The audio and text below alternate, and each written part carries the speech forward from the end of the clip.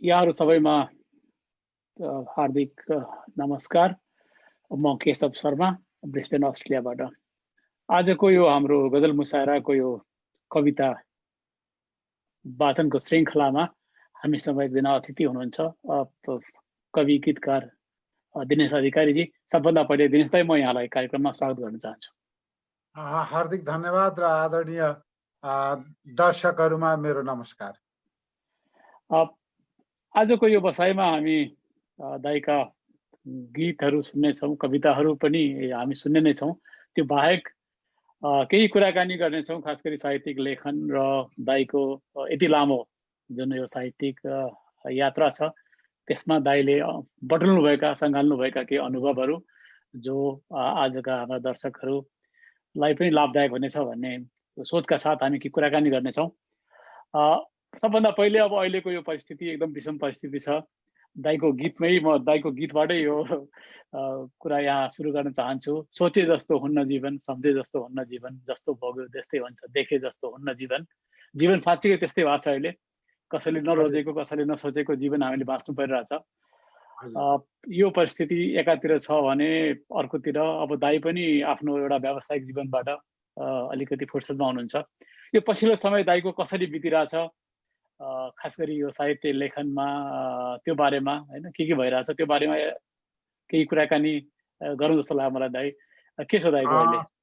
होइन, अहिले सबभन्दा पहिले त अब तपाईलाई राम्रो जानकारी छ। म करिब 4 महिना जति अस्ट्रेलिया र न्युजिल्यान्ड बसेर गएको फेब्रुअरीको पहिलो हप्तामा काठमाडौँ आएको थिएँ, फर्केँ। त्यसपछि व्यवस्थित हुँदै क्रममै अब कोरोनाको समस्या सुरु भइसकेको अवस्था थियो र अब त लकडाउन भएकै पनि 2 महिनाको अवधि भयो। त्यसैले आएपछि सामान्य भेटघाट हुने भन्दा बढी केही भएको थिएन र त्यसपछि चाहिँ अब लकडाउनको परिस्थितिमा घरमा बसिएको छ। अब फुर्सद प्रशस्त हुन्छ, तर त्यो लकडाउन छ, कोरोना छ भन्ने कारणले मनमा चाहिँ एउटा मानसिक रूपमा चाहिँ एउटा दबाब जस्तो अवस्था पनि छ। त्यसले गर्दाखेरि फुर्सदको अनुपातमा सिर्जना त गर्न सकेको छुइनँ। केही कविताहरू लेखेको छु, केही संस्मरणहरू लेखेको छु, केही प्रशस्त पढ्न पाएको छु र यसै गरी बसिराखेको अवस्था छ। र तपाईलाई भनौँ यो बीचमा गीतकार किरण खरेलको चाहिँ एउटा गीत सङ्ग्रह, पहिलेदेखिका अहिलेसम्मका गीतहरूको एउटा सङ्ग्रह निकाल्ने सोचका साथ म त्यसमा काम गरिराखेको छु। मैले अहिले तपाईले कुरा गर्दा गर्दै झट्ट मैले जवाफ दिएँ, तर म सबभन्दा पहिले आज दिवंगत हुनुभएको छ रत्न शमशेर थापा गीतकार। रत्न दाइको निधन भएकोमा म अत्यन्त दुखित छु, स्तब्ध छु र एकचोटि मनमा के पनि आएको थियो भने आज कुराकानी नगरौँ क्यारे, के कुरा गर्ने र जस्तो पनि लागेको थियो। तर अब औपचारिक रूपमा जानकारी गराइसकेको कार्यक्रम हुनाले नै भन्न सकिनँ। रत्न दाइ प्रति म आफ्नो श्रद्धाभाव व्यक्त गर्छु, श्रद्धाञ्जली अर्पण गर्छु। शोक सन्तप्त परिवार मात्रै होइन, त्यो परिवारभित्र नेपाली साहित्य र सङ्गीत पनि पर्छ, सङ्गीतका श्रोताहरू पनि पर्छौँ, पाठकहरू पनि पर्छौँ। सबैप्रति आफ्नो समवेदना चाहिँ सेयर गर्न चाहन्छु। रत्न शमशेर थापालाई मैले नेपाली गीतलाई उचाइमा पुर्याउने एकजना प्रखर गीतकारका रूपमा सम्मान गर्ने गरेको छु।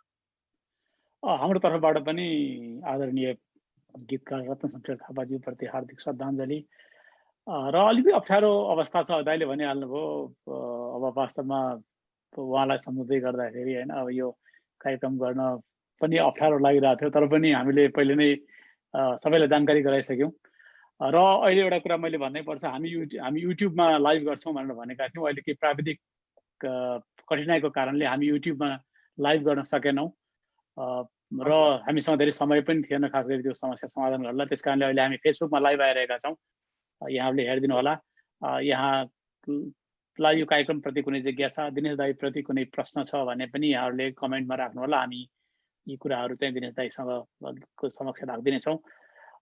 त्यति भन्दै दाई अब दाई फेसबुकमा जानु पनि हेर्न पाइन्छ है। तर अब मसँग यही एउटा डिभाइस हो। म पढ्छु दाई, म पढ्छु यहाँ कुनै कमेन्ट आयो भने। अब दाई हामी के कविता सुन्छौँ अब?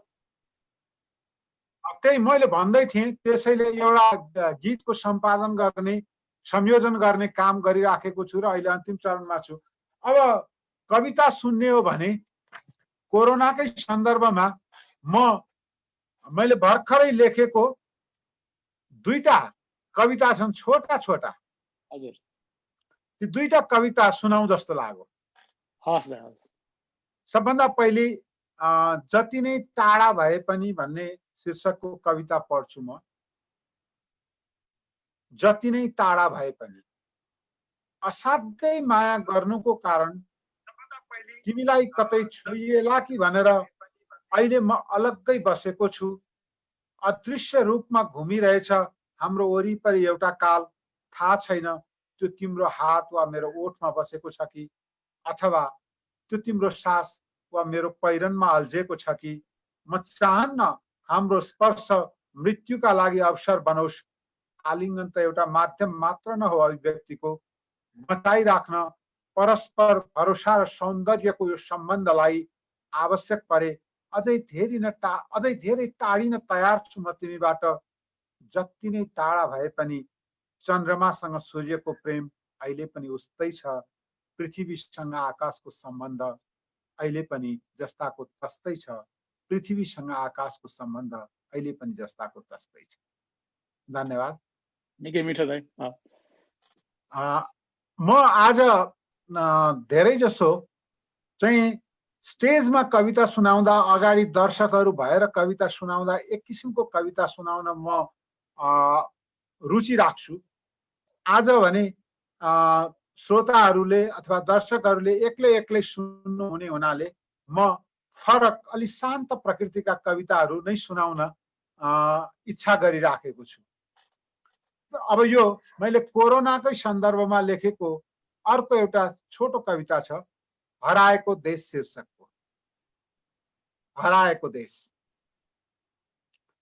देशभित्र काम नपाएपछि पेटले डोर्याएर विदेश पुर्यायो।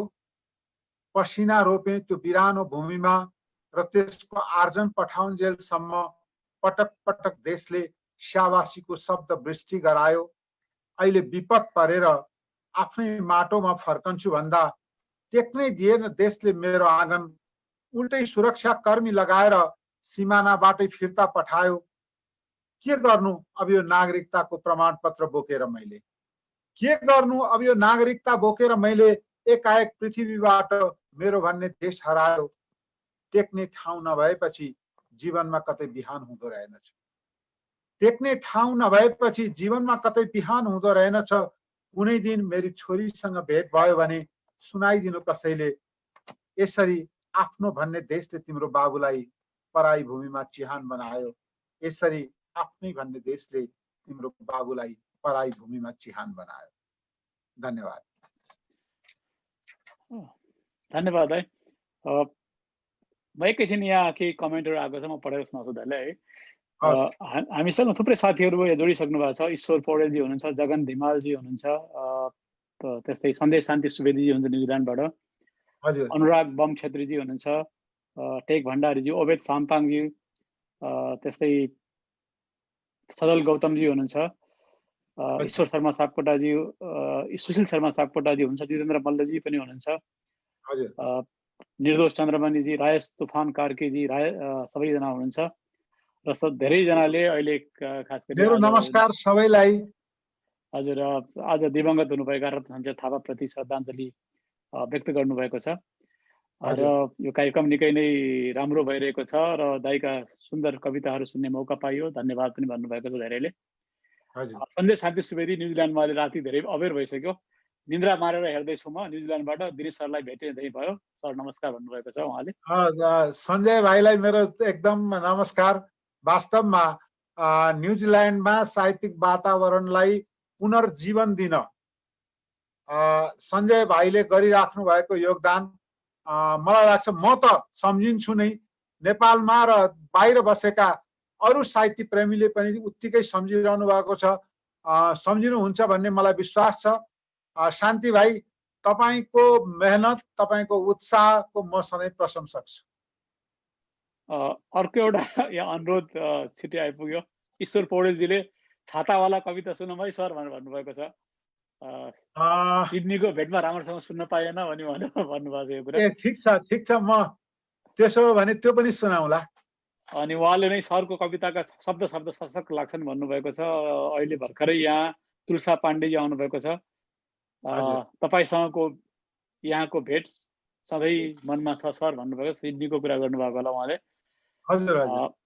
सजल गौतमजीले वाह, आफ्नो देश नभएपछि बिहान नहुँदो रहेछ, हुँदो रहेनछ भनेर यहाँनिर मेन्सन गर्नुभएको छ। सञ्जय शान्ति सुवेदी धन्यवाद दिनेश सर भन्नुहुन्छ। सेलखर पाखरिन तामाङजी, म किचनमा पकाउँदै सुन्दैछु, रत्न दाइप्रति हार्दिक श्रद्धाञ्जली भन्नुभएको छ।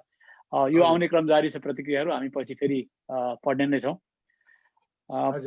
दाइ अब अगाडि अरू कविताहरू पढौँ कि?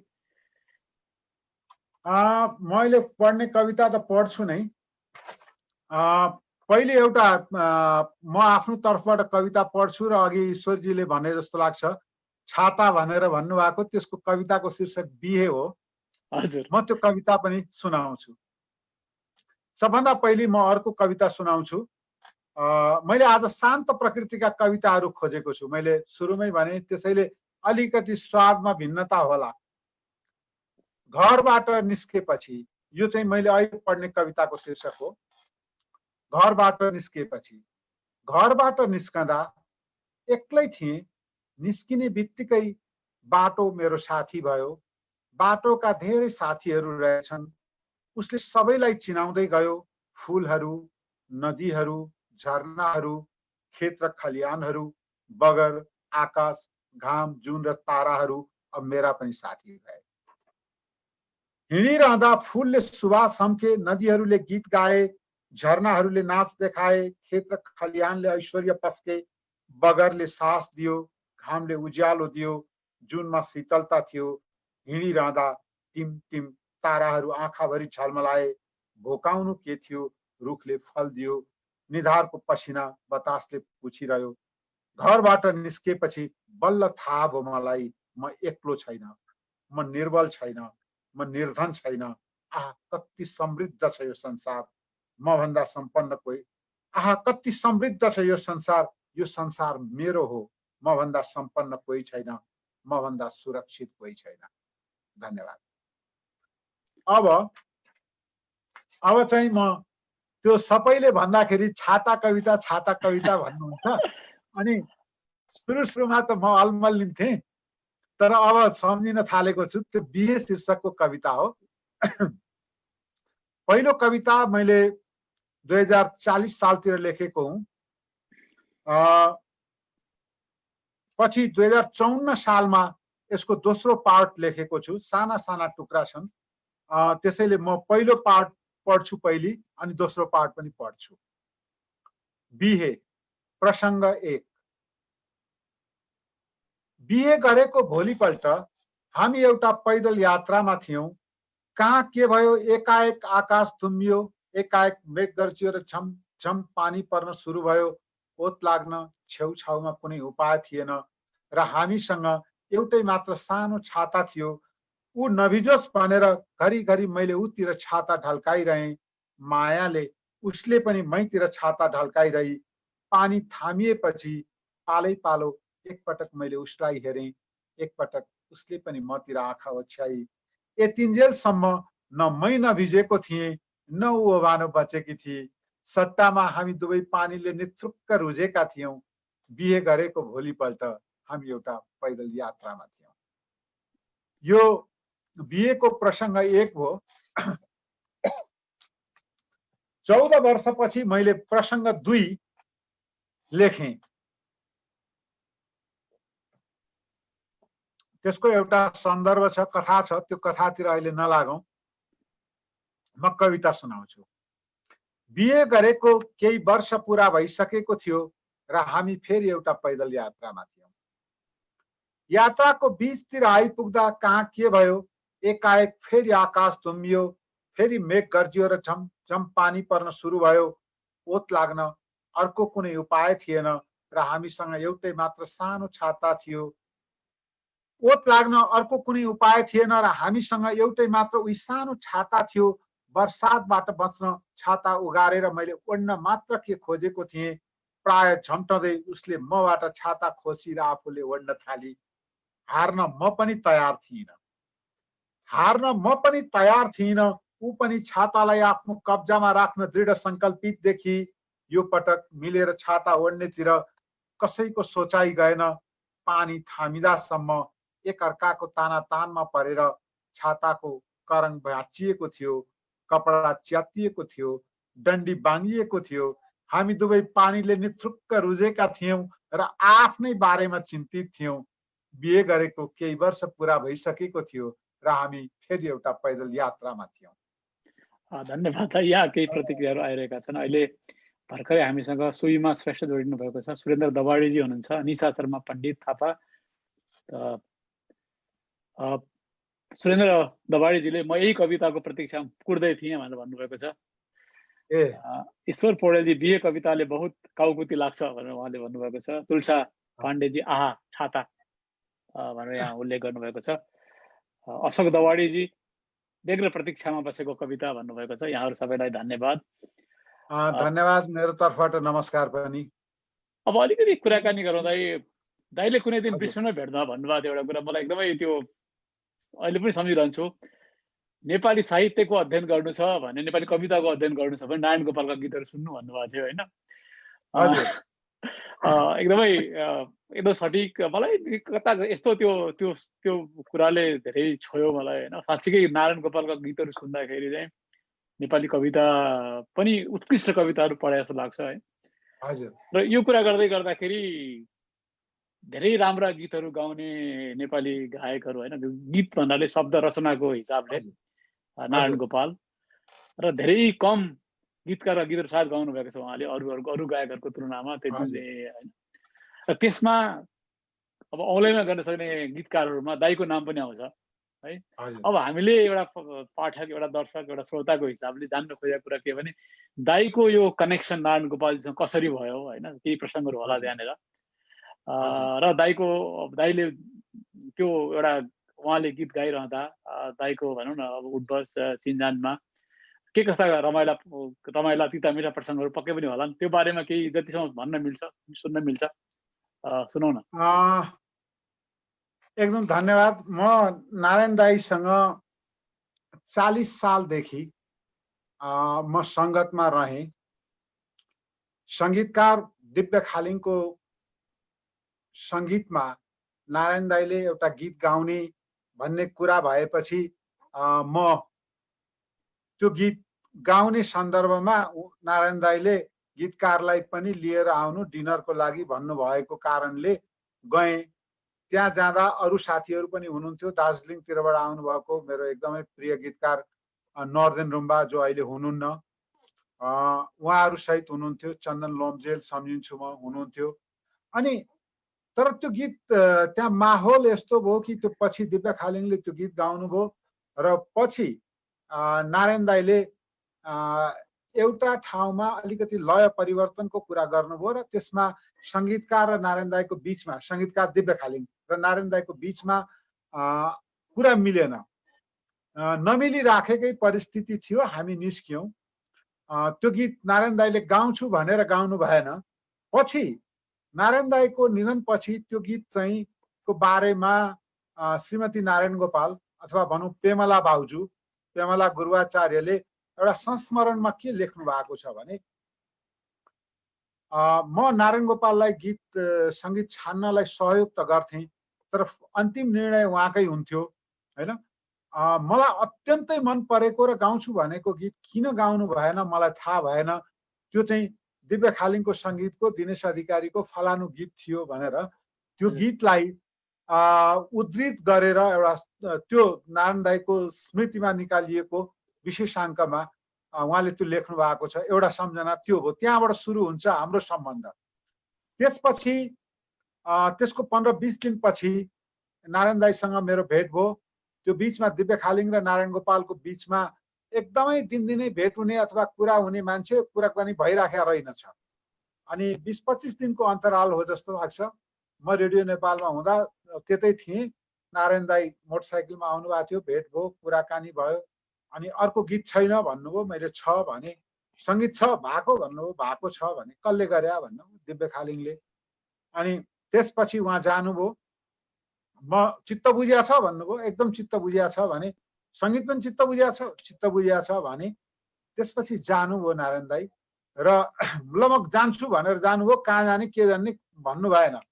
तर मैले थाहा पाएँ त्यसपछि उहाँ सोझै कोपुन्डोलमा रहेको दिव्य खालिङको डेरामा जानुभएछ र त्यो 20-25 दिनको एउटा मौनतालाई तोडेर दिनेशको नयाँ गीत छ रे, टेप गरिदिनु भनेर त्यो टेप गर्न लगाउनु भएछ गीत क्यासेटमा। अनि त्यो लिएर आएर सुन्नुभयो र धेरै सुनेपछि मात्रै गीत गाउने नगाउने सोच बनाउने मान्छे हो नारायण दाई। साह्रै छनौट गर्ने हो गीत र सङ्गीतको पनि। अनि त्यो गीत चाहिँ उहाँले 41 सालमा रेकर्ड गर्नुभयो। 41 साल पुसमा त्यो Narayan Gopal the blue notes भन्ने एउटा लङ प्ले रेकर्ड आयो, जापान प्रोसेस भएर आउने। त्यो अत्यन्तै महँगो खर्चिलो मानिन्थ्यो। त्यसमा चाहिँ नारायण दाईले मेरो पहिलो गीत गाउनुभयो, तिमी जुन रहरले ममा फुल्न आयौ, सबै सुख हराए सधैँ चोट पायौ। यसको सङ्गीतकार दिव्य खालिङ हुनुहुन्छ, मैले भनिहालेँ। अब त्यसपछि नारायण दाईसँग उठबस अलिकति बढ्दै गयो।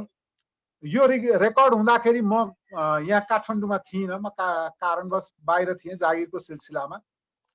अनि म बाहिर जाने बेलामा दाईले चाहिँ राम्रो गीत भयो भने मलाई पठाइदेऊ है दिनेश भन्नुभएको थियो। लेख्न त काठमाडौँ हुँदै लेखेका थिएँ, तर बैतडीबाट मैले हुलाकमा एउटा गीत पठाएँ, यो नारायण दाईलाई सुहाउँछ भनेर। त्यसपछि त्यो त्यत्तिकै भयो। म त्यहाँबाट कलैया सरुवा भयो र म 44 साल 43 को मा म कलैया गएँ। आउँदाखेरि दाईलाई फोन गर्थेँ। फोन गर्न गाह्रो थियो त्यतिखेरसम्म होइन। अब यस्तो मोबाइलको सुविधा थिएन क्यारे, टेलिफोन पनि सीमित थियो। अनि फोन गरेँ, दिनेश मलाई गीत चाहिएको छ, ल न गीत चाहियो भन्नुभयो। अनि मैले दाईलाई एउटा गीत पठाएको थिएँ नि त मैले हुलाकबाट भनेपछि, ल म खोज्छु, त्यसो भए होला भन्नुभयो। त्यसपछि फेरि सम्पर्क भएन, म कलैयामै थिएँ। अनि 44 सालमा प्रदीप उपाध्याय भन्ने साउन्ड इन्जिनियर, नेपालको पहिलो साउन्ड इन्जिनियर हुनुहुन्छ। उहाँ प्रदीप दाई चाहिँ कलैया निवासी भएको। अनि उहाँले नै त्यो गीत यात्रा भाग 1 को रेकर्डिङ गरिराख्नु भएको म्युजिक नेपालमा। अनि जान लाग्नु भएको रहेछ घर। अनि त्यसपछि दिनेश कलैयामा छ, यो क्यासेट लगिदिनु एउटा भनेर एउटा क्यासेट नारायण दाईले मलाई पठाइदिनु भएछ। त्यो प्रदीप दाईले दिएपछि मैले कलैयामा सुने। यो सम्झिने मन छ म बिर्सु कसोरी, तिमी नै भनिदेऊ एजाने निठुरी भन्ने गीत रेकर्ड भएको रहेछ, जुन 44 सालमा बाहिर आयो। अब त्यसपछि नारायण दाईसँग मेरो चाहिँ कस्तो भने गीतको हिसाबले एउटा गीत नारायण दाईले गाउनुभयो, चलचित्र चोटका लागि हो। त्यो साधना सरगमसँग डुएट गीत थियो, तिमी किन आज यस्तो आँखा तरे तरे जस्तो भन्ने गीत नारायण दाईको स्वरमा रेकर्ड भयो। तर दाई बिचमा बिरामी हुनुभयो, सिनेमा रोक्न मिलेन। अनि म सन्तुष्ट छैन, पछि फेरि रेकर्ड गर्नुपर्छ भन्दै हुनुहुन्थ्यो, त्यो सक्नु भएन। अनि प्रकाश श्रेष्ठको स्वरमा त्यो सिनेमामा आयो र नारायण दाईले नै भनेपछि प्रकाशजीले त्यो गीत गाउनुभयो। त्यो गीत अहिले पनि मसँग छैन। म तपाईँको माध्यमबाट पनि के भन्छु भने साङ रेकर्डिङ स्टुडियोमा त्यो रेकर्ड भएको थियो कोपुन्डोलमा। कहीँ कतैबाट पाइयो भने त्यो वास्तवमा कसैलाई जानकारी भएदेखि ल्याइदिँदा राम्रो हुन्थ्यो। र त्यसको सन्दर्भमा भूपेन्द्र रायमाझी यसको सङ्गीतकार हुनुहुन्छ। उहाँको भनाइ अनुसार चाहिँ नारायण दाईको आवाजमा रेकर्ड भएको अन्तिम गीत हो यो। बिरही मायालाई अन्तिम भनिराखिएकोमा बिरही माया र तिमी किन आज यस्तो दुईटै गीतको सङ्गीतकार भूपेन्द्र रायमाझी नै हुनुहुन्छ। उहाँले नारायण गोपालको बागिना भन्ने पत्रिकाको नारायण गोपालको विशेषाङ्कमा स्मृति अङ्कमा यो कुरो लेख्नु भएको छ। त्यसैले त्यो गीत पनि बाहिर आएन। अनि नारायण दाइसँग दोस्रो एल्बमको लागि गीत यात्रा भाग 2 को लागि धेरैवटा गीतहरू काम गरियो। करिब 3-4 वटा गीतहरू थिए। नारायण दाइले आफैले सङ्गीत गर्नुभएको 2टा गीत चाहिँ म सम्झिन्छु। एउटा छेउमै बसे रिसाउने टाढा भए बिजाउने मलाई मात्र यस्तो हो कि पिरतीको जातै नहुने भन्ने गीत थियो, जुन पछि नारायण दाइले दोस्रो भाग गीत आउन सकेन, नारायण दाइको निधन भयो, जुन पछि गएर आलोक श्रीको सङ्गीतमा रामकृष्ण ढकालले गाउनुभयो हैन त्यो। अनि अर्को गीत छ एउटा म सम्झिन्छु, स्वयम्भूका आँखाहरू हिजो आज उदास छन्, आकाशका जुन तारा डोलीहरू निराश छन्, यस्तो बेला किन आयौ फेरि तिमी परेलीमा, हिजो आज बसन्तका फुलहरू हताश छन् भन्ने गीत नारायण दाइले गाउनुभयो, त्यो सङ्गीत गर्नुभयो। अनि म त्यो सङ्गीत गरिसकेपछि दाइसँग बस्दा दाइले के भन्नुभयो भने, दिनेश यहाँनिर एउटा सच्याउनु पर्ला जस्तो छ। अनि के दाइ भने, भन त मासु त रगतबाटै बन्छ नि होइन भन्नुभयो। त्यो अन्तरामा मैले के लेखेका थिएँ भने, रगत मासु मात्र होइन माया बिक्ने बजार छन् भनेर लेखेका थिएँ। अनि उहाँले रगत मासु भने त एउटै कुरो हो नि, रगतबाटै मासु बन्ने हो, त्यसैले यो शब्द यहाँनिर तिमीले मिलाउनु पर्ला जस्तो छ भन्नुभयो। अनि मैले त्यसलाई रगत मात्र होइन यहाँ माया बिक्ने बजार छन् भनेर मिलाएको थिएँ। र मैले यो किन भनिराखेको छु भने, नारायण गोपाल चाहिँ त्यो शब्दहरूको अत्यन्त गहन रूपमा अर्थ खोज्ने गायक हो। नारायण दाइ अत्यन्तै अध्ययनशील मान्छे हो। र त्यो कुरो चाहिँ उहाँले जगदम्बा श्री पुरस्कार पाउँदाखेरि के भन्नुभएको थियो भने, स्वरका माध्यमबाट पनि साहित्यको सेवा हुँदो रहेछ भन्ने कुरा यो पुरस्कार पाएर मैले अनुभव गरेँ। भनेपछि उहाँले साहित्यलाई कति महत्त्व दिनुहुन्थ्यो भन्ने कुरा आउँछ। तपाईले अघि मलाई जुन भन्नुभयो नि, हामी हेरौँ नेपाली कविता परम्परामा महाकवि देवकोटा देखि हैन गोपाल प्रसाद रिमाल, माधव घिमिरे हुँदै हुँदै हुँदै सबै ईश्वर बल्लभ, काली प्रसाद रिजाल, हरिभक्त कटवाल, धेरै गीतहरू, क्षेत्र प्रताप अधिकारी हैन काली प्रसाद रिजाल, यो सबै कविताको पृष्ठभूमिका गीतकारहरू, भूपी शेरचन, सिद्धिचरण श्रेष्ठ, मैले नाम तलमाथि परेको छ मर्यादा क्रममा, त्यसलाई अन्यथा नठान्नु होला। प्रतिनिधित्व चाहिँ उहाँले त्यसरी गर्नुभएको छ। र त्यसैले के भने, नारायण गोपालको गीत सुन्नु भनेको नेपाली गीत सङ्ग्रहको प्रतिनिधि अथवा कविता सङ्ग्रह पढ्नु जस्तो हो भन्ने मैले आफूले धारणा त्यसरी बनाएको हुँ। र नारायण दाइ स्वभावले अत्यन्तै सुरुमा देख्दा अप्ठ्यारो लाग्ने, तर खुलिसकेपछि अत्यन्तै सहज, चलन चल्तीको भाषामा माई डियर मान्छे हुनुहुन्थ्यो। मैले त्यो सङ्गत गरेँ र म सधैँभरि सम्झिरहन्छु। र नारायण दाइले एउटा चुनौती जस्तो हुन्थ्यो गीतकारहरूलाई, खै गीत राम्रो लेख्ने नै भएनन् भनेर कहिलेकाहीँ भनिदिनुहुन्थ्यो। र नारायण गोपाललाई सुहाउने गीत लेख्ने भनेर एउटा प्रतिस्पर्धा जस्तो हुन्थ्यो। त्यो चुनौती बनेर बस्न सक्ने क्षमताको गायक हो। धेरै गाउनु पर्दो रहेनछ। हजुर, नारायण दाइ त्यसको उदाहरण पनि हो। हस् हजुर, धन्यवाद। एकदमै निकै नै हामीले अब धेरै कमै सुन्न पाइन्छ यस्तो कुराहरू होइन। दाइले अब अन्तरङ्ग कुराहरू गरिदिनु भयो, यसको लागि धन्यवाद। यहाँ थुप्रै साथीहरू यहाँ आइसक्नु भएको छ, यहाँ केही कमेन्ट पनि गर्नुभएको छ। दिवाकर काफ्लेजी हुनुहुन्छ, त्यस्तै सञ्जय भट्टजी आउनुभएको छ, नारायण कोइराला, आशिष नेउपाने, राजन कोइराला, लालकाजी श्रेष्ठ हुनुहुन्छ, सुशील चालिसे, दिना घिमिरे कटुवाल, होमलाल सापकोटाजीले दिनेश दाइ नमस्कार, अतिरिक्त अभिलेख तपाईँको अति मनपर्ने कविता सङ्ग्रह मसँग छ, जति पढे पनि नअगाउने, तपाईँलाई यहाँ देख्दा धन्य भएँ म आज भनेर उहाँले भन्नुभएको छ। एकदम हार्दिक धन्यवाद। म झन् खुसी भएँ। मलाई त झन् दाइको अनम्युट गर्नु, माइक अफ भयो। हजुर। त्यस्तै अब यहाँ महेन्द्र चापागाईजी नमस्कार दिनेश दाई भन्नुहुन्छ। त्यस्तै अशोक दवाडीजी पनि आउनु भएको छ। अरुण पौडेलजी, केशु शर्मा, शाश्वत ढुङ्गाना गोविन्दजी, दिनेश दाई नमस्कार भन्नुभएको छ। मन भण्डारीजी, शोभा भण्डारी, थुप्रै साथीहरू, मन्दिरा सापकोटा आउनुभएको छ। यहाँहरूले फेरि एउटा अनुरोध दाइले गर्नुभएको छ कविताको लागि। अशोक दवाडीजीले हट घोडा हटलाई कुरेको छौँ है दाजु भन्नुहुन्छ उहाँले है। ओहो हट घोडा हट। अनि ईश्वर पौडेलजीले पनि सर मिल्छ भने हट घोडा हट सुनाऊ है भनेर उहाँले यहाँ लेख्नु भएको छ। हुन्छ, म त्यो सुनाउँछु। अहिलेलाई कमेन्ट चाहिँ यति नै। अब दाइ हामी अब कवितै सुनाऊ अब। त्यसो भए हट घोडा हट नै सुनौ पहिले। हस् हजुर। यो हट घोडा हट चाहिँ कहिले भने मैले 43 सालमा म कलैयामा हुँदा मैले यो कविता लेखेको हुँ। मलाई सम्झना छ। र निर्मोही व्यासजी कलैयामा बस्नुहुन्थ्यो, उहाँको घर थियो त्यहाँ। अनि मेरो एकदम मित्र।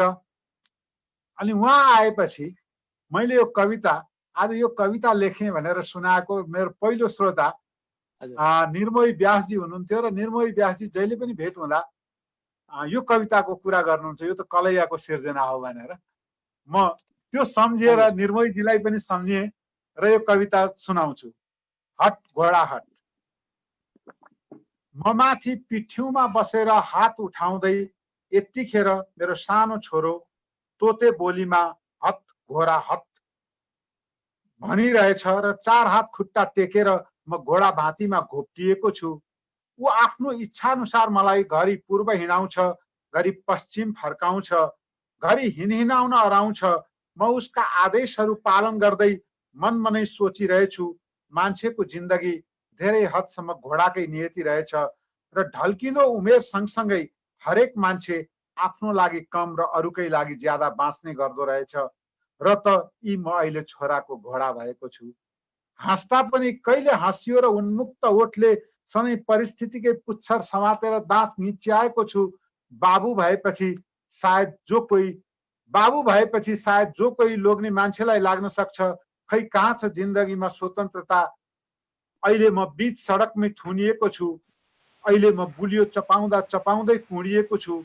लाग्छ आफ्ना खुसीका दिनहरू त मैले चिमुसी सँगै साटिसकेँ। लाग्छ आफ्ना खुसीका दिनहरू त मैले चिमुसी सँगसँगै छाटिसकेँ।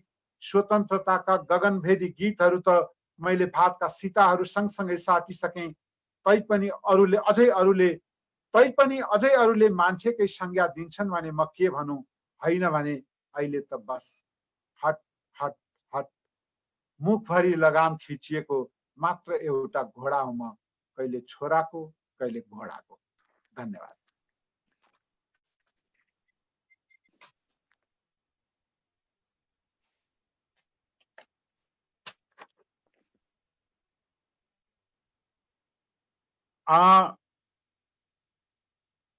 सुनिँदैछ? अब म त्यो कविता मैले पढेँ साथीहरूको आग्रहमा। अब म एउटा कहीँ नपढेको, कतै नछापिएको एउटा कविता पढ्छु, छोटो। आत्मसमीक्षा। आत्मसमीक्षा, यो मैले पढ्ने कविताको शीर्षक। अनगिन्ती रुखहरू छन् र जङ्गलको परिचय स्थापित भएको छ।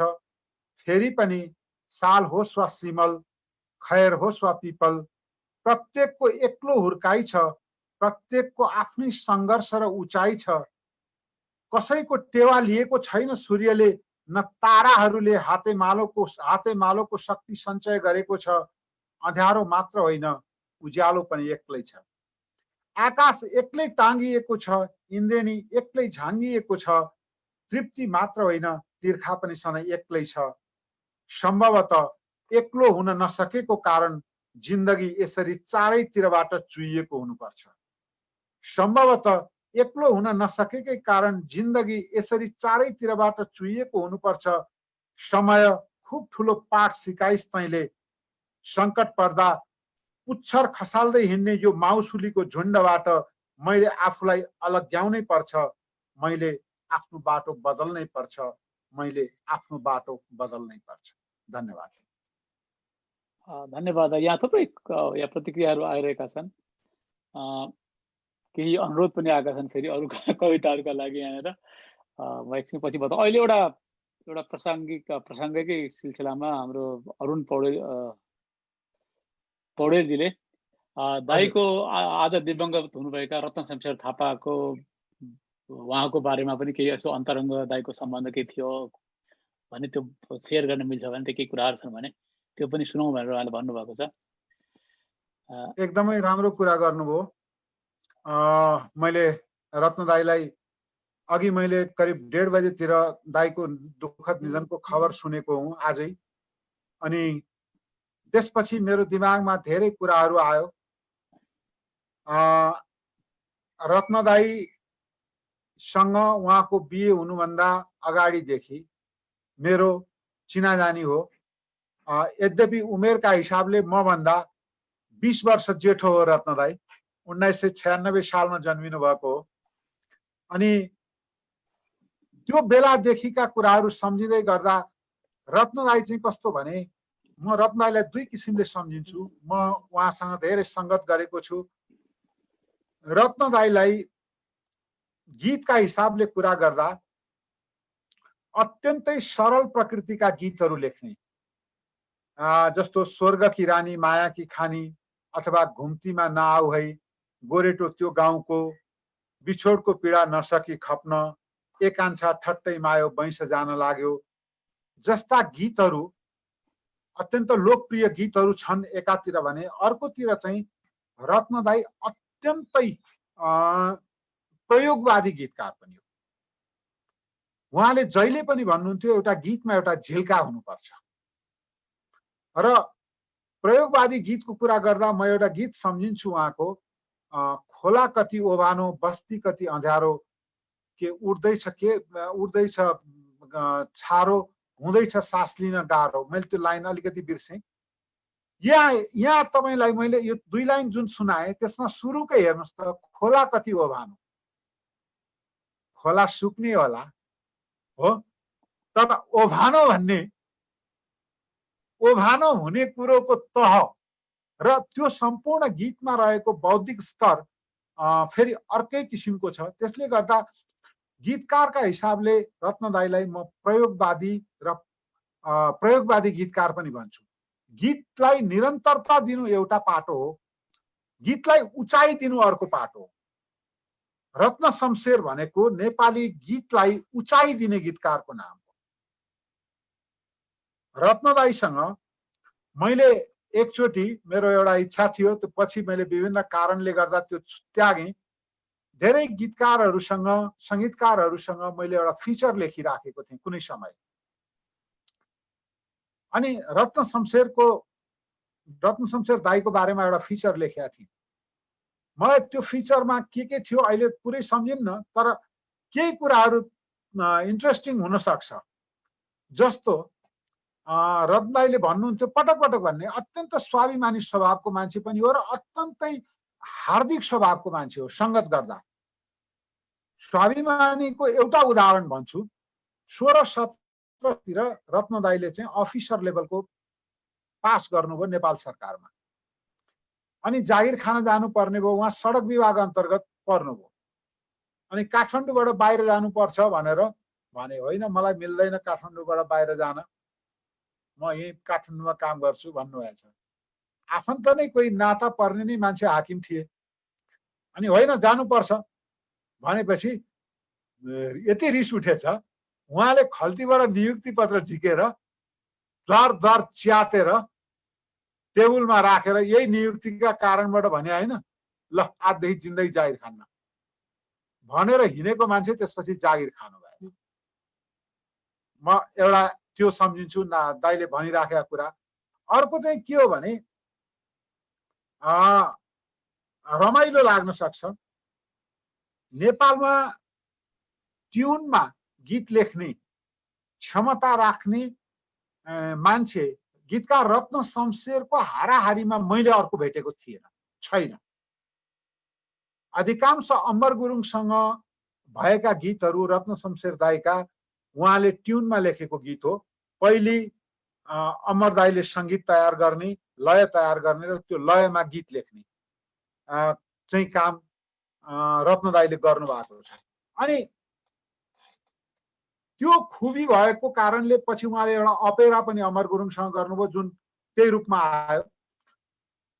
14 सालमा नेपाल राष्ट्रिय पुस्तकालय भन्ने एउटा संस्थाले काठमाडौँमा सङ्गीत प्रतियोगिताको आयोजना गर्यो। त्यो आयोजना गर्दा त्यतिखेरका चर्चित गायक गायिकाहरूले पनि भाग लिनु भएको थियो। मलाई सम्झना छैन, दाइले नाम पनि भन्नुभएको थियो केही। अनि त्यो प्रतियोगितामा रत्न दाइले पनि गीत गाउनुभयो र रत्न दाइले गायनमा फर्स्ट भएर गोल्ड मेडल पाउनु भएको थियो। त्यसैले रत्न दाइ चाहिँ गायन, सङ्गीत र गीतको त्रिवेणी पनि हो। त्यो सबैको जानकारी भएको मान्छे हो रत्न शमशेर थापा। अर्को पार्टमा म रत्न दाइलाई कसरी सम्झिन्छु भन्दाखेरि, गीतकार रत्न शमशेर थापा त हामी भन्छौँ, तर हामीले रत्न शमशेर थापाको कविताको पाटोमा त्यति धेरै चर्चा गरेका छैनौँ। अभि सुवेदीले अत्यन्तै प्रशंसा गरेर, डाक्टर प्रोफेसर अभि सुवेदीले अत्यन्तै प्रशंसा गरेर रत्न शमशेर थापाको प्रयोगवादी कविताका बारेमा समालोचनाहरू लेख्नु भएको छ। 36 सालमा उहाँको चक्लाभरिको घाम भन्ने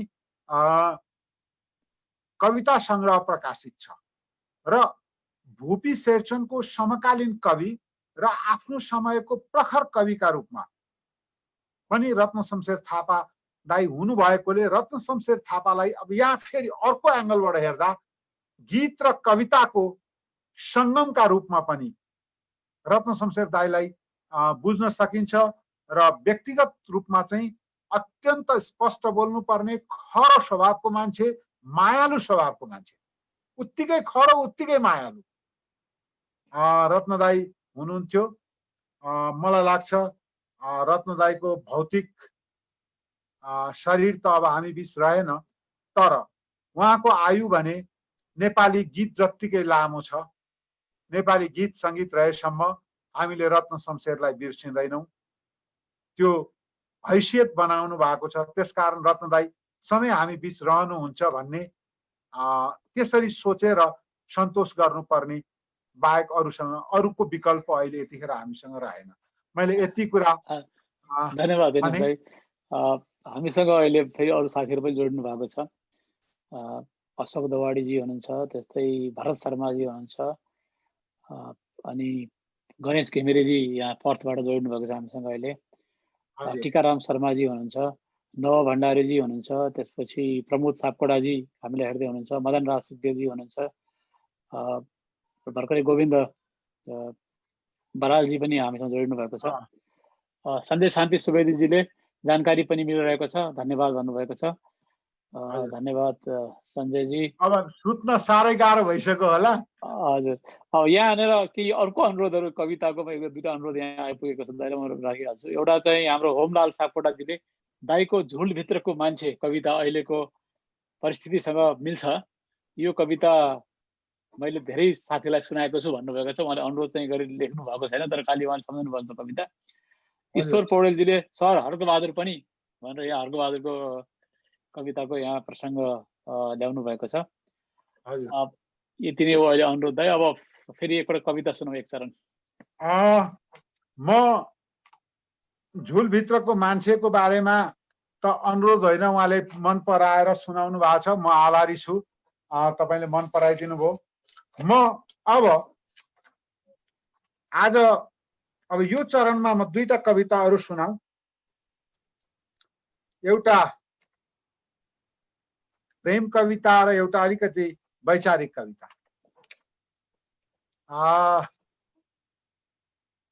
एउटा प्रेम कविता सुनाउँछु सुरुमा। कुनै एक दिन, अब मैले पढ्ने कविताको शीर्षक। विवाहमा बदलिसकेको थिएन त्यसबेला हाम्रो सम्बन्ध। विवाहमा बदलिसकेको थिएन त्यसबेला हाम्रो सम्बन्ध। डेटिङमा थियौं र हिउँदे घाम ताप्दै पोखरी किनारामा बसेका थियौं। अड्कँदै अड्कँदै कुरा गरिरहेथ्यौं एक आपसमा र अड्काइकै बीचमा घरि घाँस चिमोड्थ्यौं, घरि कपाल मिलाउँथ्यौं, घरि जिउ मर्काउँथ्यौं।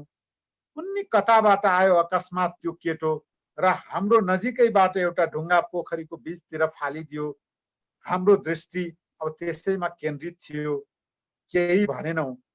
यस बीचमा कसैले कसैलाई केही बेरपछि हामीले जब एक अर्काको अनुहार हेर्यौं, अचम्म उसको अनुहार पहिले भन्दा निकै रातो भएको थियो। कस्तो भएको थियो बाँकी अवस्था मलाई थाहा भएन। मेरो भने शरीर पनि एकाएक तातो भएको थियो। त्यो कुनै एक दिनको कुरा थियो। धन्यवाद। धन्यवाद अहिले। हजुर, अब म एउटा अलिकति विचारको कविता सुनाउँछु। विचार र सम्बन्ध अहिले पढ्ने कविताको शीर्षक चाहिँ। मैले नयाँ नयाँ किसिमको कविताहरू सुनाइराखेको छु। आज अलि शान्त प्रकृतिका कविताहरू। विचार र सम्बन्ध। मेरी आमा दिनौं मन्दिरको देउता ढोक्छिन् र देउताबाट आशीर्वाद पाएको विश्वासमा मक्ख पर्छिन्। मलाई भने मान्छेले बनाएको ढुङ्गे वा पित्तले देउतासँग पटक्कै विश्वास छैन। कि यसो भनेर आमाको ममतालाई दुत्कार्दै म मेरी आमालाई ढोग्न छोडौं? घर बाहिर साथीसँग विचार मिल्दैन, शिक्षकसँग पनि विचार मिल्दैन, छिमेकी र मेरो पनि विचार मिल्दैन।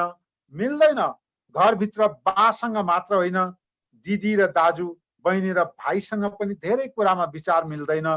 के यसो भनेर सबै हार्दिकतालाई पैतालाले कुल्चँदै म उनीहरूको सम्बन्ध विच्छेद गर्न थालौं? विचारहरू विचार गर। मान्छेसँग मान्छेको सम्बन्ध बिगार्नमै यसै गरी तिमी सधैँ तल्लीन रहने हो भने म हिँड्दिन अब तिम्रो बाटो। भन तिमीलाई कोपर्न बरु कहाँबाट सुरु गरौं?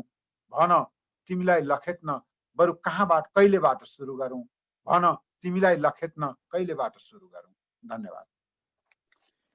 धन्यवाद सुन्दर कविताहरूको लागि। हामीसँग अहिले नेवा अमिताजी पनि जोडिनु भएको छ, ज्योति श्रेष्ठी हुनुहुन्छ। अब म एक दुईवटा गीत पो सुनाऊ कि जस्तो लाग्यो। त्रिपाठी प्रतीकजी पनि हुनुहुन्छ हामीसँग। हजुर, मेरो नमस्कार छ सबैलाई। जितेन्द्र मल्लजी विचारहरू विचार गर वाह भन्नुभएको छ। दादा अब गीतै सुनौ। गीतकै म एउटा गीत सुनाउन किन खोजिरहेको छु भने गीत कविता नै हो, कविताकै एउटा रूप हो। म त्यही रूपमा मान्छु। यो गीत 40 सालमा रेकर्ड भएको गीत हो, जसले मलाई गीतकारका रूपमा चिनायो। यद्यपि योभन्दा अगाडि मीरा राणाको स्वरमा रेकर्ड भएको गीत मेरो पहिलो रेकर्ड भएको गीत थियो। यो रेकर्डिङका हिसाबले दोस्रो गीत हो। तर मलाई गीतकारका रूपमा र गायक रविन शर्मालाई गायकका रूपमा चिनाएको गीत हो यो। म त्यो गीत पढ्ने अनुमति चाहन्छु। तिमी यसै लजायौ म उसै धकाएँ, न बोल्यौ तिमी नै न मैले बोलाएँ। कति स्वप्न आए परेलीमा बस्न, न सोध्यौ तिमीले न मैले सुनाएँ। वैशालु पाखा भरि कोही चरे झैं, नजरको नशालु पुलिसो तरे झैं। झरी हुरी चल्छ मनमा तिमी भित्र छेउ कि, मेरो दिल हरायो तिमीले लियौ कि। यो कस्तो हो माया मुटु बाँडिए झैं, महास्ता अधरमा तिमी बाटिए झैं। झरी पर्छ तनमा तिमीले छोयौ कि, म बग्दो नदीको तिमी बाँध हौ कि। तिमी यसै लजायौ म उसै धकाएँ, न बोल्यौ तिमी नै न मैले बोलाएँ। कति स्वप्न आए परेलीमा बस्न, न सोध्यौ तिमीले न मैले सुनाएँ। धन्यवाद। धन्यवाद। यही गीतको बारेमा यहाँ सुरेन्द्र दवाडीजीले एउटा प्रतिक्रिया लेख्नु भएको थियो अघि नै। उहाँले चाहिँ त्यो गीतको केही प्रसङ्ग छ भने सुनाउन दाइ भनेर भन्नुभएको थियो होइन? मैले जोडिहालेँ दाइले। त्यस्तो प्रसङ्ग त्यस्तो केही छैन। म कलेजमा पढ्दै गर्दा कविता लेख्थेँ। अनि राम थापा चाहिँ म ल कलेजमा पढ्ने, त्यही बागबजारमा बस्नुहुन्थ्यो। अनि बिहान चिया खान हाम्रै एउटै समवयी भएको हुनाले त्यहाँ आउनुहुन्थ्यो, गफ गर्थ्यौँ। अनि त्यही सिलसिलामा मैले मेरो दुईटा गीत राम थापाको हातमा पुग्यो र उहाँले दुईटा गीतमा सङ्गीत गर्नुभयो। पहिलो गीत मीरा राणाले गाउनुभयो 39 सालमा। त्यो मेरो पहिलो गीत थियो, निश्वास ए चाँडै थाकी नजा मेरो आफ्नो भन्नु त एउटै नहोस्। अनि यो गीत दोस्रो हो रविन शर्माले रेकर्ड गरेको। र म एउटा कुरा चाहिँ सम्झिन्छु, रेकर्ड गर्दा रेडियो नेपालमा सीमित सङ्ख्यामा वाद्यवादकहरू उपलब्ध हुन्थ्यो, रेडियो नेपालले नै उपलब्ध गराउँथ्यो। अलिक बढी केही राख्नु पर्यो भने आफैले खर्च बेहोर्नु पर्थ्यो। अनि रविनले मलाई लाग्छ 50 रुपियाँ जति आफ्नो तर्फबाट थपेर 1-2 जना वाद्यवादक साथीहरू बढाएर यो गीत रेकर्ड गरेको चाहिँ मलाई सम्झना छ। र त्यसपछि यो गीतले अत्यन्तै लोकप्रियता हासिल गर्यो र मलाई गीतकारका रूपमा चिनायो, रविन शर्मालाई गायकका रूपमा। यहाँ प्रकाश पौडेलजी पनि आइपुग्नु भएको छ। दिनेश दाई नमस्कार, हजुरका कविता त रातभर सुनिरहँ जस्तो लाग्छ भनेर उहाँ लेख्नुहुन्छ। धन्यवाद प्रकाशजी। धन्यवाद स्नेहको लागि। अशोक दवाडीजीले वाह कविता दाजु मन्त्रमुग्ध भए आज भन्नुभएको छ। धन्यवाद अशोकजी। महेन्द्र चापागाईजीले अक्षरका छिटाहरू एउटा कविता जाओस् दाई भनेर यहाँ अनुरोध गर्नुभएको छ। अन्तरका छिटाहरू हो, सरी अन्तरका छिटाहरू। मैले यहाँ मैले वास्तवमा तपाईले भन्नुभयो, मैले अन्तरका छिटा चाहिँ यहाँ मेरो टेबलमा राखिन अहिले खोज्न जानलाई। हजुर, अब गएँ भनेदेखि फेरि यो भङ्गता हुन्छ, त्यसले गर्दाखेरि मैले यो चोटिलाई त्यो इच्छा मैले कहाँबाट पुरा गर्छु भने मैले गर्ने चाहिँ भएँ। एउटा गीत छ, त्यो भित्र अन्तरका छिटाहरूमा संग्रहित भएको एउटा गीत। अन्तरका छिटाहरू चाहिँ 37 सालमा छापिएको मेरो पहिलो प्रकाशित कविता सङ्ग्रह हो। त्यसमा एउटा गीत छ, त्यो गीत म अहिले सुनाउँछु। त्यसो भए त्यसो हुँदाखेरि मैले अन्तरका छिटाबाट पनि केही पढेको हुन्छ। सोचे जस्तो हुन्न जीवन, सम्झे जस्तो हुन्न जीवन, जस्तो भोग्यो उस्तै हुन्छ, देखे जस्तो हुन्न जीवन। पीरहरू बटुलेर रोइरहँ जस्तो लाग्छ, खुसीहरू समेटेर हाँसिरहँ जस्तो लाग्छ। आँसु आँसु हुन्न जीवन, खुसी खुसी हुन्न जीवन, जस्तो भेट्यो उस्तै हुन्छ, रोजे जस्तो हुन्न जीवन, सोचे जस्तो हुन्न जीवन। घाम ताप्न पर्खी बस्यो, पानी उसै बर्सिदिन्छ, अँधेरोमै रमु भन्दा उज्यालो पो सल्किदिन्छ। घाम लाग्नु पनि जीवन, पानी पर्नु पनि जीवन, एउटा रोज्यो अर्कै मिल्छ, खोजे जस्तो हुन्न जीवन। धन्यवाद। धन्यवाद है। यहाँनिर सेलकर पाखरिन तामाङजी बडो आनन्द आयो भन्दै हुनुहुन्छ। अरुण भेटवालजी दिनेश दाई नमस्कार भन्दै हुनुहुन्छ। राजेश्वरी रेग्मीजी पनि अहिले अरुण भाइलाई मैले सम्झेको छु, पोर्चुगलमा हुनुहुन्छ क्यारे। अनि महेन्द्र चापागाई वाह भन्दै हुनुहुन्छ। ईश्वर पौडेलजी यो गीत जति सुने पनि अगाउन्न भनेर अघिको गीत त्यो तिमी यसै लजाऊ को बारेमा यहाँ लेख्नु भएको छ। हामी अब धेरै समय पनि भइसक्यो, अब धेरै लामो समय पनि नलिनु होला। अब थुप्रै साथीहरू यहाँनिर साहित्यमा रुचि र कहिलेकाहीँ अब हामी लेख्छौँ पनि होइन। र यो लेख्नेहरूको लागि चाहिँ यो लेख्ने अब दाइको आफ्नो अनुभव भनौँ लेखनको हिसाबले होइन। दाइले त सानो उमेरदेखि लेख्न सुरु गर्नुभयो कविता गीतहरू, र दाइबाट हामीले जान्नुपर्ने सिक्नुपर्ने अथवा सिक्न सक्ने कुराहरू होइन केही सेयर गर्ने मिल्ने कुराहरू छन् भने दाइको आफ्नो लेखनको अनुभव बताइदिनु भयो भने धेरैलाई उपयोगी हुन्थ्यो जस्तो लाग्छ मलाई। धन्यवाद। तर तपाईँले यस्तो अप्ठ्यारो ठाउँमा ल्याएर मलाई छोड्नुभयो। म के कुरा चाहिँ भन्दिनँ भने सिर्जना भन्ने कुरा मैले मेरो अनुभव कहिलेकाहीँ तपाईँले प्रश्नका रूपमा सोध्नुभयो भने मैले भन्न सक्छु। तर म यसरी लेख्दाखेरि कविता राम्रो हुन्छ अथवा यस्तो गर्दा गीत राम्रो हुन्छ भन्न सक्दिनँ। मेरो मान्यता के हो भने हरेक सर्जकले आफूले आफूलाई परिमार्जित गर्छ। हरेक सर्जकसँग आफ्नो सोच हुन्छ, आफ्नो दृष्टिकोण हुन्छ। मैले कसैको कवितालाई यहाँनिर यसो गरेको भए हुन्थ्यो भनेर भने र उहाँले त्यो चिज स्वीकार गर्न थाल्नुभयो भने उहाँ आफू रहनुहुन्न, दिनेश अधिकारीको दोस्रो संस्करण हुन जान्छ। त्यसैले म के चाहन्छु भने कसैले पनि कसैको संस्करण हुँदैन, आफू हुनुपर्छ। आफू हुनका लागि चाहिँ मैले के गरेँ भन्दाखेरि मैले आफ्ना अग्रजहरूका नाम चलेका सबै कविताहरू, गीतहरू, साहित्यका विविध विधाहरू मैले पढेँ। यति पढेँ कि त्यो समयमा लेख्ने होइन, अलिअलि लेख्थेँ, तर पढ्नमा मैले ज्यादै ठुलो मेहनत गरेँ। र त्यसबाट के थाहा भयो भने नेपाली कविता वा गीत यहाँसम्म पुगिसकेको छ भनेपछि त्यहाँसम्म त मैले हिँडे पुग्यो नि। हिँड्ने भनेको मैले पढेर थाहा पाएँ नि हो। त्योभन्दा अगाडि जान अथवा त्योलाई फराकिलो बनाउन, हैन, अगाडि जाने पनि हुन सक्छ, फराकिलो बनाउने पनि हुन सक्छ।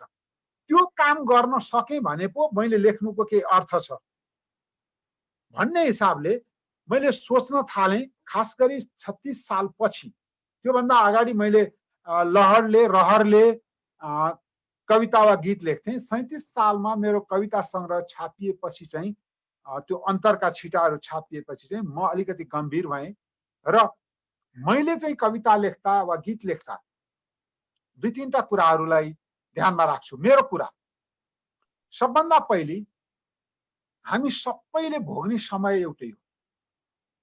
तपाईले भोगेको पनि मैले भोगेको पनि समय एउटै हो। त्यसैले पानी पर्यो भन्दा, चिसो भयो भन्दा अथवा घाम लाग्यो भन्दा त्यो अनुभव समान हुन्छ। तर त्यो कस्तो भयो भने, समान अनुभव चाहिँ कस्तो भयो भने हाम्रो सबैको घरमा दाल भात तरकारी पाक्छ हो भनेपछि नयाँ कुरा त होइन। तर तपाईको घरमा पाक्ने र मेरो घरमा पाक्ने दाल भातको स्वाद फरक छ नि, तरकारीको स्वाद फरक हुन्छ नि। मेरै घरमा पनि आमाले पकाउनु भयो भने एक किसिमको स्वाद हुन्छ, हैन। कहिलेकाहीँ बुवाले पकाउनु भयो भने अर्को किसिमको स्वाद हुन्छ, दिदीले वा बहिनीले पकाउँदा अर्को किसिमको स्वाद हुन्छ, मैले पकाएँ भने फरक स्वाद हुन्छ। भनेपछि एउटै चिज फरक स्वादमा आउन सक्छ र त्यो स्वादको भिन्नता चाहिँ दिन सक्नुपर्छ हरेक सर्जकले भन्ने मलाई लाग्छ। र त्यो चाहिँ के भने अरूको अध्ययनबाट पहिल्याउन सकिन्छ कि यस्तो टेस्ट त आइसकेको छ भनेपछि मैले नयाँ टेस्ट दिनुपर्छ। अनि अर्को कुरा चाहिँ सर्जक जहिले पनि इमानदार हुन जरुरी छ। तपाईले आफ्ना पाठक वा श्रोतालाई ढाँट्नुभयो भने पाठक वा श्रोताले पहिले नै थाहा पाइहाल्नुहुन्छ। किनभने पाठक वा श्रोता, जो साहित्यको पाठक वा श्रोता हो, उहाँ मभन्दा धेरै क्षमतावान हुनुहुन्छ, त्यसकारण अध्ययन गर्नुहुन्छ। रहरले गरिराखे होइन, मलाई पचाउन सक्ने क्षमता राख्ने चाहिँ पाठक हो।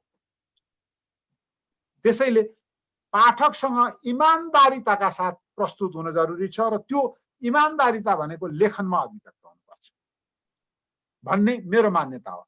तेस्रो मेरो मान्यता के हो भने भाषा सकेसम्म सरल लेखौं, मेरो मान्यता। किन भन्दा हाम्रो समाजमा रामायण सबभन्दा सरल हो। रामायण नबुझ्ने पनि त आमा बुवा दिदी भाइ दाजु बहिनी हुनुहुन्छ। हाम्रो चेतनाको स्तर, शिक्षाको स्तर, अनि हामी लेख्छौं र त्यो लेखेर बाहिर पठाउँदा मेरो समयमा बाँचेको सामान्य लेखपढ गर्न जान्ने मान्छेले मेरो कविता वा गीत बुझेन भने मैले समाजमा पठाउँदा समाजका अधिकांश सदस्यले ग्रहण नै गर्न नसक्ने चिज पठाएँ भने मैले पौरख गरे जस्तो मलाई लाग्दैन। त्यसैले म सकेसम्म सरल भाषाको प्रयोग रुचाउँछु मेरो पाठमा, हैन। र सर्जक भनेको मेरा लागि के हो भने एउटै विचारमा बहकिन्छ भन्ने हुँदैन। जस्तो मैले अहिले कविता सुनाएँ, एउटा कविता अर्को कवितासँग पृथक हुन सक्छ भने मतलब डिफर गर्न सक्छ विषयवस्तुका हिसाबले। त्यहाँ त यस्तो भनेको थियो, यहाँ त फेरि यस्तो भन्यो। जीवन पनि त्यस्तै छ नि हैन। आज एउटा कुरा सत्य लाग्छ, भोलि अर्को सत्य लाग्छ। सत्य परिवर्तनशील छ, सत्य सधैँ एकै ठाउँमा बस्दैन, त्यो परिवर्तनशील छ। र त्यो सत्यलाई आत्मसात गरेर लेख्छु म। त्यो चाहिँ भनेको के हो भने म कुनै पनि किसिमको बातको फ्रेमभित्र बसेर आफूलाई कविता वा गीत लेख्दिन र स्वतन्त्र रूपमा लेख्न मन पराउँछु। र त्यसो हुँदा मलाई कुनै पनि विषयवस्तु टिप्न गाह्रो हुँदैन। जब म लेखिराखेको छु, स्वतन्त्र छु, म राजनीति गर्दिन, तर मैले साहित्य लेखिरहँदा विषयवस्तु चाहिँ मलाई राजनीतिले पनि दिन सक्छ, सामाजिक कुराले पनि दिन सक्छ, धार्मिक कुराले दिन सक्छ, सांस्कृतिक कुराले दिन सक्छ, इतिहासका कुराले दिन सक्छ। ती सबै मेरा लागि ऊर्जा चाहिँ हुन्, तर तिनकै घेराभित्र बसेर चाहिँ लेख्दिन। मेरो अनुभव यस्तो छ। र यो क्षेत्र भनेको आफैले आफूसँग प्रतिस्पर्धा गर्ने क्षेत्र हो, आफैले मूल्याङ्कन गर्ने हो। मलाई एकचोटि पहिलो म अनुभव सुनाऊ, सकिन लाग्यो समय, म तर 1 मिनटमा सक्छु। मेरो धरतीको गीत भन्ने कविता सङ्ग्रह निकाल्ने क्रममा मैले अत्यन्तै आदर गर्ने र मलाई स्नेह गर्नुहुन्थ्यो, अत्यन्तै स्नेह गर्नुहुन्थ्यो भूपी शेरचन, कवि भूपी शेरचनले। अनि म भूपी दाई कहाँ गएर भने, दाई मेरो यो कविता सङ्ग्रह निकाल्न लाग्यो, अलि छानिदिनुहोस् न। अनि भूपी दाईले त्यतिखेर मलाई के भन्नुभयो भने, दिनेश भाइ म त छान्दिन, अरूलाई पनि छान्न नलगाउनुहोस्। किन दाइ? तपाईले, मैले छाने एउटा कविता चाहिँ तपाईलाई मन परेको कविता मैले नराख्ने भने, अनि दाइ यो कविता त राम्रो थियो नि भन्नुहुन्छ तपाईँ। अनि मैले त निर्णय गरिसकेको छु, अनि म मेरो निर्णयलाई औचित्यपूर्ण बनाउन तर्क गर्न थाल्छु। हो, त्यसो गरेपछि त्यहाँ कुरो मिल्दैन। तपाईले राख्नुभयो भने पनि तपाईलाई चित्त बुझ्दैन, नराख्दा पनि चित्त बुझ्दैन। इमानदार मान्छे कतिखेर हुन सक्छ भन्दा आफूले आफैसँग ढाँट्न सकिँदैन। त्यसकारण तपाईँ अरूलाई नदेखाउनुहोस्, आफैले कविता पढ्नुहोस्, यो ठिक छ भन्ने लाग्यो भने त्यो राख्नुहोस्, त्यो राम्रो हुन्छ भनेर मलाई भूपी दाईले भनेको कुराले के सिकेँ मैले भन्दाखेरि, आफूले आफ्नो मूल्याङ्कन आफैले गर्ने हो र आफ्नो प्रतिस्पर्धा पनि आफैले गर्ने हो। मैले त्यही रूपमा अहिलेसम्मको लेखन यात्रा बढाएको छु। यो मेरो अनुभव हो। म मेरो अनुभवका रूपमा मात्रै लिइदिन अनुरोध गर्छु। यो मेरो उपदेश वा यसो गरौँ भन्ने आग्रह होइन, किनभने स्रष्टा, हरेक स्रष्टा आफैमा स्वतन्त्र छ। दाइको यो अनुभव नै हाम्रो लागि करोडौँको भयो, हाम्रो लागि होइन। यहाँ केही अरू थप प्रतिक्रियाहरू प्राप्त भइरहेका छन्। सजल गौतमजीले झुलभित्रको मान्छे पनि सुनाउन अघि प्रसङ्ग पनि आएको थियो भनेर फेरि उहाँले यो झस्काउनु भएको छ। ईश्वर पौडेलजी खुसीहरू बटुलेर हाँसिरहँ जस्तो लाग्छ मेन्सन गर्नुभएको छ। भरत शर्माजी दिनेश सरका गीत र कविताहरूले भोक मेटिएन भनेर उहाँले भन्नुभएको छ।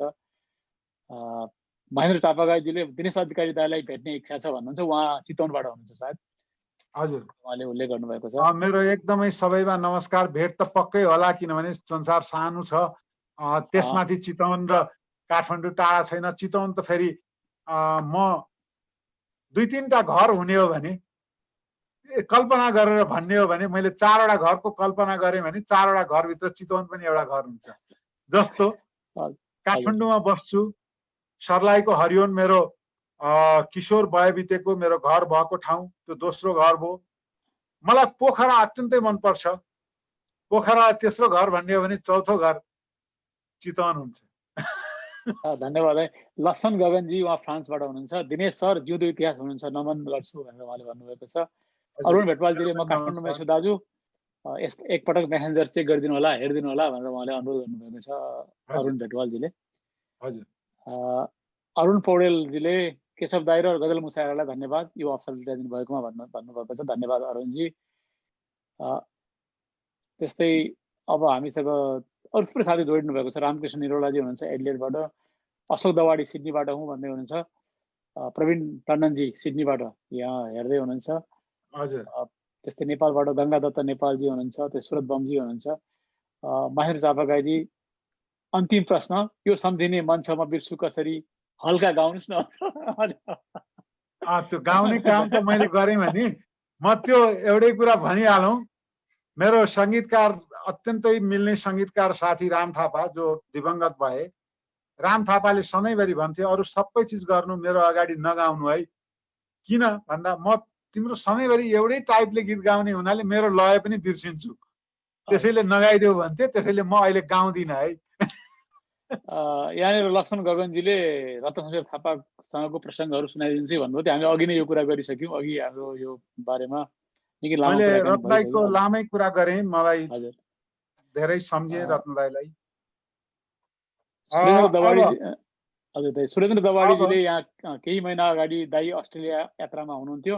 नेपाल फर्केपछि दाईको मान्छे र घर शीर्षकको कविता पढ्न पाइएको थियो। सम्भव भए त्यो कविता प्रसङ्गसहित सुन्न पाए हुन्थ्यो भनेर उहाँले अनुरोध गर्नुभएको छ। यहाँनिर देव तम्बुजी पनि हेर्दै हुनुहुन्छ। गोविन्द बरालजी, दिनेश दाईसँगको ब्रिस्बेनको बसाई सम्झिरहेको छु म।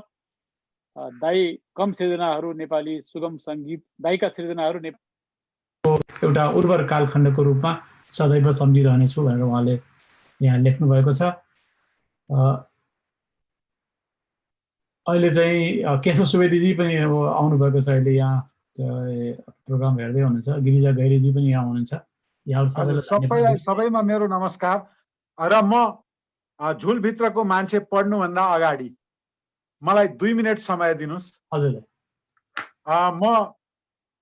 म धेरैलाई सम्झिराखेको छु। गएको दशैंदेखि फेब्रुअरीसम्म म चाहिँ अस्ट्रेलिया र न्युजिल्यान्डमा पुगेँ। धेरै साहित्यिक साथीभाइहरूसँग भेट भयो। म त्यो आत्मीयता अहिले पनि एकदम न्यानो अनुभव गरिराखेको छु। अब केशव भाइ तपाईँ त हुनु नै हुन्छ। म त्यहाँ अब धेरैलाई सम्झिन्छु। कार्यक्रम गरेको हिसाबले बुनुजीलाई सम्झिराखेको छु हैन। हजुर। अनि सिडनीमा महेश्वर भाइ, सानु घिमिरे, जितेन्द्र मल्ल, सुरेन्द्र दवाडी लगायतलाई सम्झिराखेको छु। थुप्रै हुनुहुन्छ। मैले खालि केही प्रतिनिधि नाम मात्रै भनेको हुँ। क्यानबेरामा सिद्धिविनायक नेपाली सम्झिन्छु। दूतावासबाट दुरुपदा सापकोटा, महामहिम राजदूतज्यू सहितको टिमलाई सम्झिन्छु। एडिलेडमा लक्ष्मी सापकोटा, सुधा किरण, गोविन्द सापकोटा, पुष्कर कोइराला, प्रदीप निरौला, नवीन कणेलहरूको सान्निध्यता सम्झिराखेको छु। थुप्रै हुनुहुन्छ। पर्थमा गणेश घिमिरे भाइ, जसले मलाई एक हिसाबले जबरजस्ती पर्थ तान्नुभयो हैन। गणेश घिमिरे अनुशासनको महासचिव हैन। मैले गोलमाल गरेँ हैन। अनि निरज छेत्री भाइ, हरिप्रसाद अधिकारी, मधु सुनन्दा बहिनी, रिजा प्रधान सम्झिन्छु। मेलबर्नमा पेशल दाहाल, नोर्गेन नोर्बु, पार्वती पहाडी, राजु साक्य, अनुपम पाठक, दुर्गा आचार्यहरू सम्झिराखेको छु। र न्युजिल्यान्डमा गएँ म। छोटो अवधि भयो तर अत्यन्तै सुखद अनुभव छ। यो सबै ठाउँमा म अत्यन्तै सुखद अनुभव गरिराखेको कारणले भनिराखेको छु। सञ्जय शान्ति सुवेदी, बुद्धिसागर घिमिरे, उद्धव अधिकारी, भुवन पौडेल, ओबी खनाल, विनोद भौकाजी, लाल केसीहरूलाई पनि यतिखेर सम्झिराखेको छु सबैमा। र मैले यो नाम लिएको प्रतिनिधि नाम हो। अघि जस्तो गोविन्दजीले ब्रिस्बेनबाट भन्नुभयो, ब्रिस्बेनबाट अरू पनि धेरैले भन्नुभयो हैन। त्यो सबै छ। मैले साहित्यिक सन्दर्भमा अहिले यो न्यानो कुरा चाहिँ किन सम्झेँ भने अस्ट्रेलियासँग बसेर कुरा गरिराखेको हुनाले अस्ट्रेलियाको हार्दिकता छातीमा भएको हुनाले व्यक्त गरेको। धन्यवाद दाइ, सम्झिनुभयो सबैजनालाई। हामीले पनि सबैजनाले सम्झिरहेको छौँ भनौँ न दाइसँग भएको।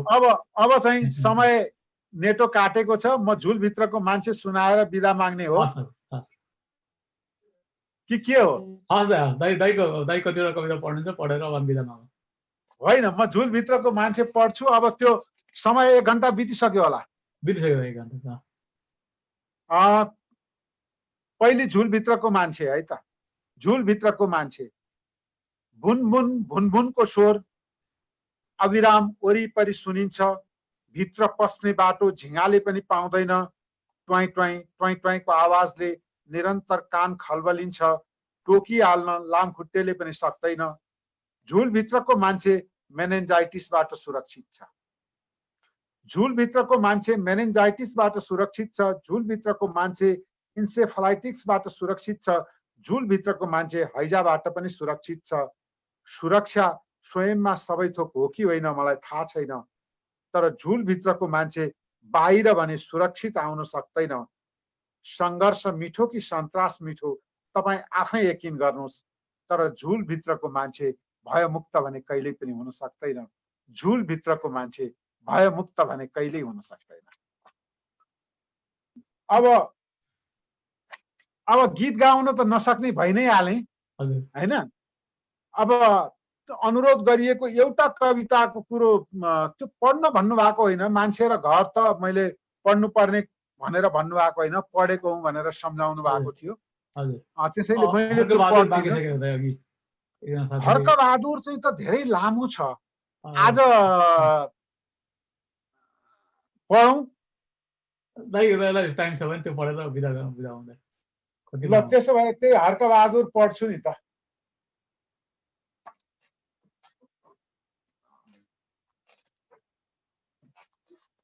म त हर्कबहादुर ट्रेन्डको कविताहरू आजको बसाइमा नपढ्ने सोच राखेर बसेका थिएँ। मैले त्यसैले शान्त प्रकृतिका कविताहरू नै बढी पढिरहेको थिएँ। खैर यो अब हर्कबहादुर पढ्छु र त्यसपछि चाहिँ हाम्रो कुरा टुङ्ग्याउला। हर्कबहादुर यो मैले 38 सालमा लेखेको कविता हो। त्यतिखेर म ल क्याम्पसको स्नातक तहको विद्यार्थी थिएँ र दशैंको बेलामा म मेरो आफ्नो घर सर्लाही जिल्लाको हरियोनमा जाँदा त्यहाँ देखेको एउटा पात्रलाई लिएर लेखेको कविता हो र त्यो पात्र माध्यम मात्रै हो, यो नाम पनि वास्तविक होइन, त्यो पात्रका रूपमा मात्रै यो नाम हो। म त्यो कविता सुनाउँछु। हर्कबहादुर यो मेरो धरतीको गीत भन्ने कविता संग्रहमा संग्रहित छ। उसलाई धेरै नामहरूबाट चिन्न सकिन्छ। ऊ दाउरे पनि हो, ऊ चाउरे पनि हो, ऊ काले पनि हो। अरूहरूबाट आफ्नो सक्कली नाम सुन्न व्यक्ति जसले बाबुको श्राद्धे पर्खिनुपर्छ, ऊ हर्कबहादुर। हर्कबहादुर कुनै अर्जुन भन्दा कम पौरखी छैन। बिहान झिसमिसेमै गोरु नारेर ऊ कहिले बाँझो मार्न जान्छ, कहिले कोदाली बोकेर आली तास्न र बाउसे गर्न भ्याउँछ। उसलाई थाहा छ ऊ सफल दूरदर्शी पनि हो। उसलाई थाहा छ लुगा फाट्छ छाला फाट्दैन, छाला साउ काटेर किन्न पनि पाइन्न। ऊ नाङ्गो आङले भारी बोक्छ, ऊ नाङ्गो आङले धरती जोत्छ। हो गाउँका सभा समारोहमा जाँदा हर्कबहादुर टिठ लाग्दा आँखाले घरि झन्डा र घरि आफ्नो आङ हेर्छ, घरि आफ्नो आङ र घरि झन्डा हेर्छ। सायद हर्कबहादुर छातीभित्र अट्ठास पनि आँस्छ। सायद हर्कबहादुर मनहरूमा कोलम्बस पनि बाँच्छ कि मान्छेको प्रयोगमा आउनुभन्दा पर वस्तुको अर्को ठुलो उपयोगिता छैन भने बटुलेर संसारभरिका झन्डाहरू लुगा सिउँदा हरेक नाङ्गोलाई भाग पुग्छ, हरेकलाई कछाड पुग्छ, हरेकलाई मजेत्रो पुग्छ। झन्डा मान्छेको परिचय होइन, मान्छे स्वयंमा परिचित इतिहास हुन्छ, मान्छे स्वयंमा परिलक्षित आकाश हुन्छ। हर्कबहादुरलाई आफू बाँचेको युग थाहा छैन। हर्कबहादुरलाई आफू बाँचेको युग थाहा छैन। गते, बार, महिना, ऋतु, वर्ष र तिथि पनि थाहा छैन। समय सायद आफ्नो पुच्छर आफैले निल्ने सर्पले भोग्छ। समय सायद हात हतियार छाड्ने कल कारखानाले भोग्छ, योजनाले भोग्छ, साइरनले भोग्छ। हर्कबहादुरले आजसम्म समय भोगेको छैन। हर्कबहादुरले अझैसम्म समय मागेको छैन। समयको नाममा भोग्दा उसले महिषासुर झापडहरू भोगेको छ। माग्दा उसले अन्नका दानाहरू मागेको छ, कपासका गाँठ र बारीका पाटाहरू मागेको छ। एउटा एउटा बन्दुक बोक्ने हातलाई एउटा एउटा कोदाली दिनुपर्छ। हर्कबहादुरले समेत कोदाली मागेको छ। हर्कबहादुर भोग हो, भोगको देश र भेष पनि हुँदैन। हर्कबहादुर भोग हो, भोगको देश र भेष पनि हुँदैन। भोगको आफन्त र पराई पनि हुँदैन। हर्कबहादुर ठेस हो, पीडा आकारमा आबद्ध हुँदैन, पीडाको साथ सिमाना र घरबार पनि हुँदैन। म साँच्चै भन्छु, भोक यदि देश हो भने हर्कबहादुर भन्दा सुकिलो अर्को देश हुनै सक्दैन। शोक यदि देश हो भने हर्कबहादुर भन्दा ठुलो अर्को देश हुनै सक्दैन। राष्ट्रियता, राष्ट्रियता, राष्ट्रियता, स्वाधीनता, स्वाधीनता, स्वाधीनता, नागरिकता, नागरिकता, नागरिकता।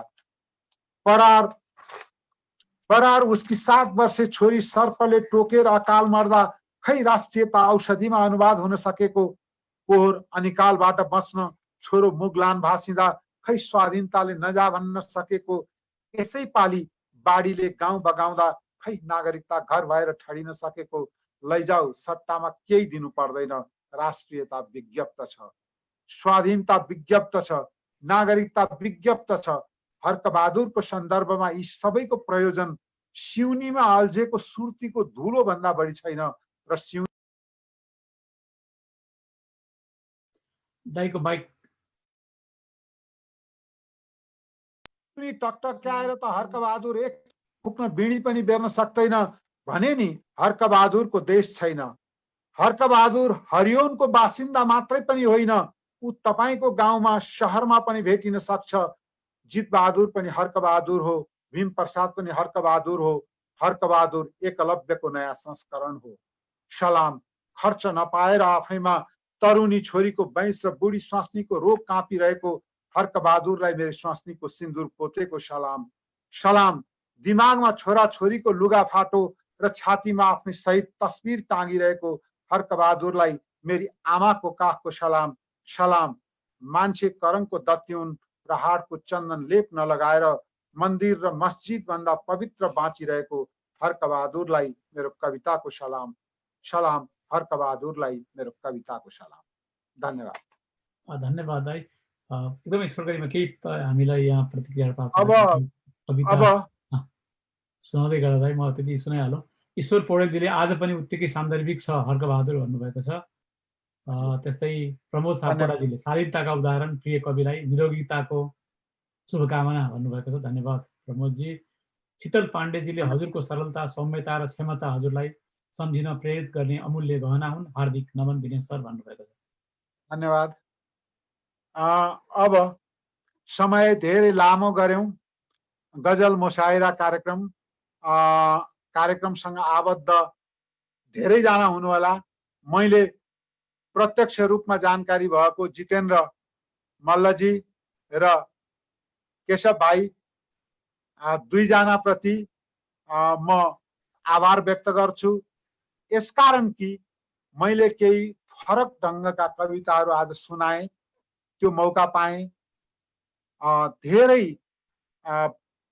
प्रिय मान्छेहरूसँग संवादका हिसाबले बीचमा पुल त केशव भाइ हुनुभयो, त्यसरी पनि जोडिन पाएँ। अस्ट्रेलिया र न्युजिल्यान्डमा मैले विगतमा भेटेका धेरै अनुहारहरू सम्झन पाएँ, त्यो आत्मीयता सम्झन पाएँ र आफूलाई अभिव्यक्त गर्न पाएँ। मेरा केही कुराहरू सुनिदिनु भयो। म सम्पूर्ण आदरणीय दर्शकप्रति यहाँको न्यानो हार्दिकताका लागि आभार व्यक्त गर्छु।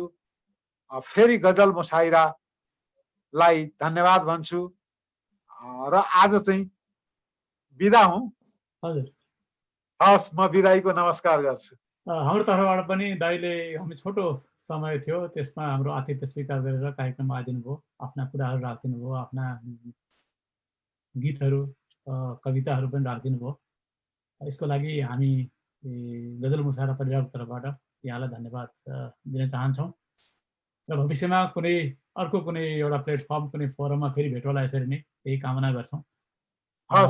यति भन्दै र अहिलेसम्म यो कार्यक्रम हेरेर हाम्रो साथ दिनुहुने यहाँहरू सबैलाई पुनः धन्यवाद ज्ञापन गर्दै म केशव शर्मा पनि बिदा चाहन्छु।